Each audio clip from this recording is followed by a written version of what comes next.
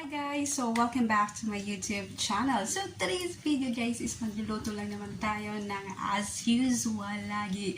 Is the simplest ways cooking. Yung abot kaya lang na lutuin or pagkain na hindi naman natin kaya yung so much expensive. So, mayroon pa ako dito as in 2 ingredients lang. Egg and cabbage. So, ito na lang yung natirang cabbage. So, gagawin natin to. Ano bang tawag dito? Ang tawag ko dito sa luto ay parang scrambled with cabbage. Basta di ko alam anong term. Basta egg and cabbage.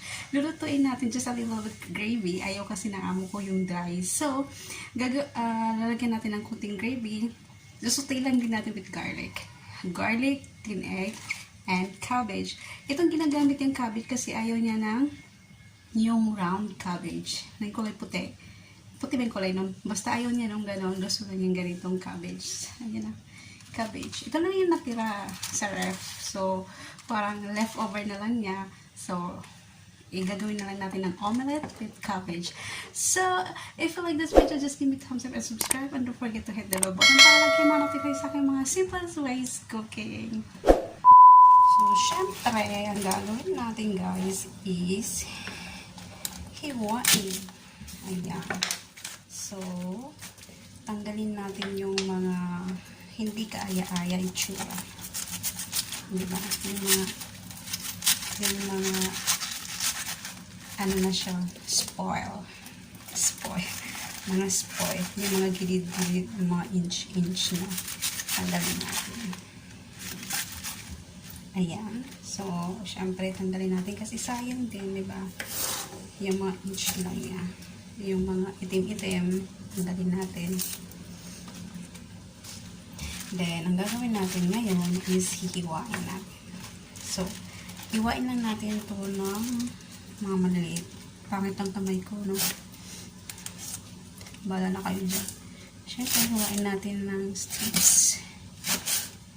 Strips lang. Eh, kung hindi mo naman kaya, bilhin lahat ng ingredient. So, doon ka na lang sa kaya mo, di ba? Pero masarap pa rin. Sa totoo, pag umuwi ako sa Pilipinas, hindi naman ako nagluluto. Mama ko, kahit mga malalaki na kami magkakapatid, mama pa rin, ginigising pa kami niyan. Ay, gising na, kakain na. Di ba, social? Parang akala mo may katulong sa bahay. Uy, gising na kayo.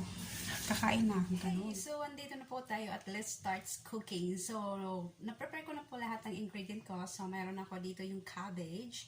And then, yung itlog ko, scramble natin yan later.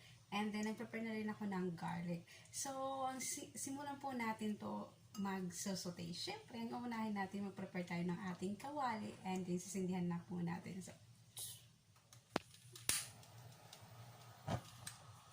So let's take it a little bit.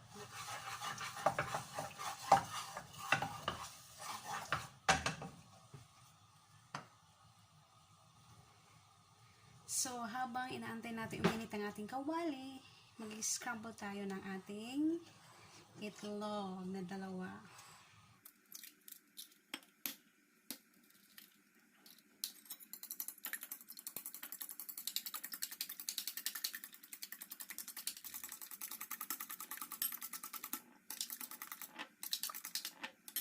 So, ayan, hindi ko na video, hindi ko na on eh.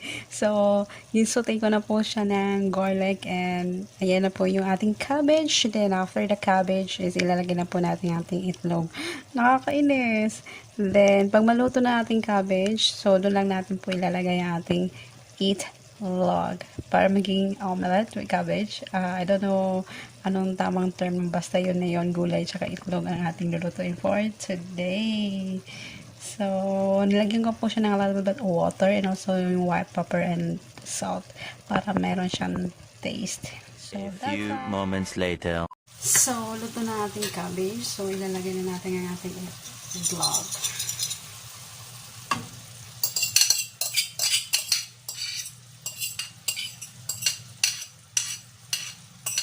Hindi natin siya iti-dry kasi mas maganda yung parang may gravy siyang konti.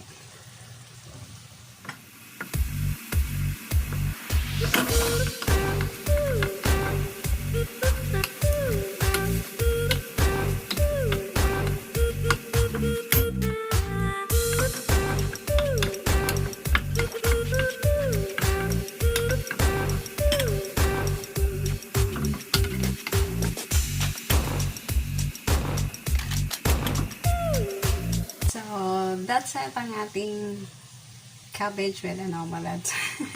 So, if you like this video, just give me thumbs up and subscribe, and don't forget to hit the bell button. So, bye for now and see you next video.